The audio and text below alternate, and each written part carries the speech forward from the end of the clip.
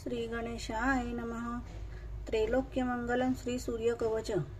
श्री सूर्य उवाच सांब सांब महाबाहो शृणु मे कवचं शुभं त्रैलोक्यमंगलं नाम कवचं परमाद्भुतं यज्ञात मंत्रविषयकं फलं प्राप्नोति निश्चितं यद्वद्वाच महादेव गणानामतिभोपवत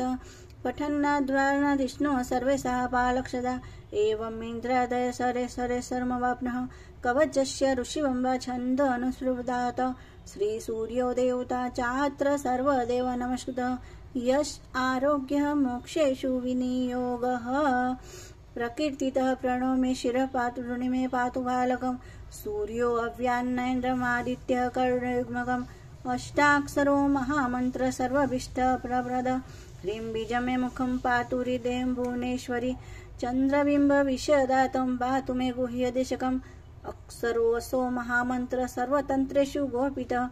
शिवो वहिन समयुक्तो आमाक्षिबिन्दभूषितः एकाक्षरो महामन्त्र श्रीसूर्यस्य प्रकीर्तितः गुह्यान्ध गुह्यन्तरो मन्त्रो वाञ्छन् चिन्तामणिः स्मृतः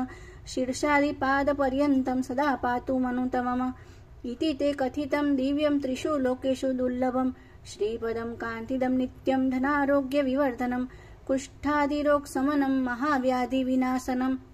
त्रिसन्ध्यः पठे नित्यं रोगी बलवान् भवेत् बहुना किमुक्तेन यद्यन्वर्षि वर्तते तत्सर्वभवितस्य कवचस्य च धारणात्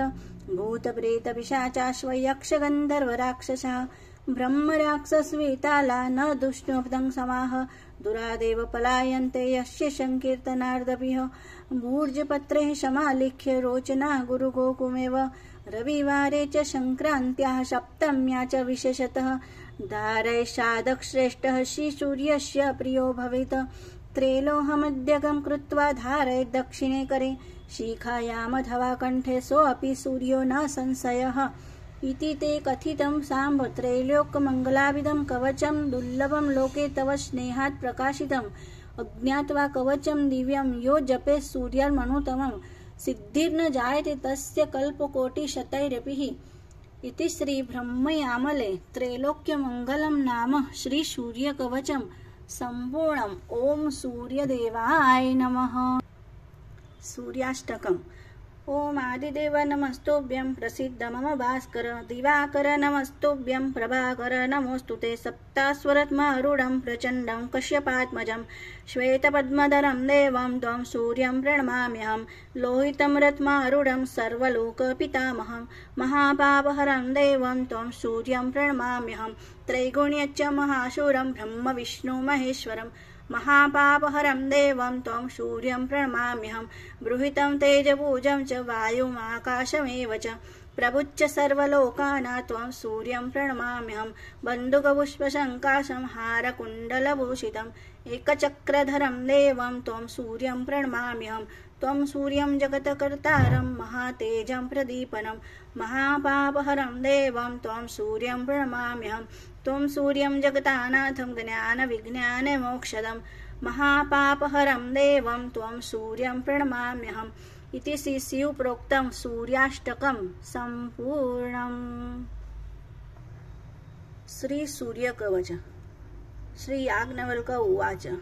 शृणुष्वमनि शार्दूल सूर्यस्य कवचं शुभं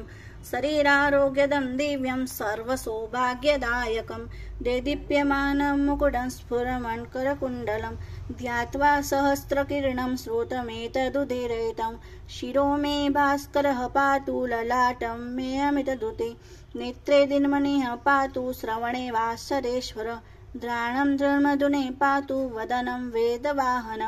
जिह्वा मे मानदः पातु कण्ठं मे सुरवन्दितः स्कन्धो प्रभाकर पातु वक्ष पातु जनप्रियः पातु पातु द्वादशात्मा सर्वाङ्गं सकलेश्वरः सूर्यरक्षात्मकं स्तोत्रं लिखित्वा भूर्जपत्रके दधाति यः करे तस्य वशगः सर्वसिद्धयः सुस्नातो यो जपे सम्यक् यो अधीते स्वस्थमानसः सह रोगो मुक्तो दीर्घायुः सुखं पुष्टि च विन्दति इति श्री याज्ञवल्क्य विरचितं श्री सूर्यकवचं स्तोत्रं सम्पूर्णम्।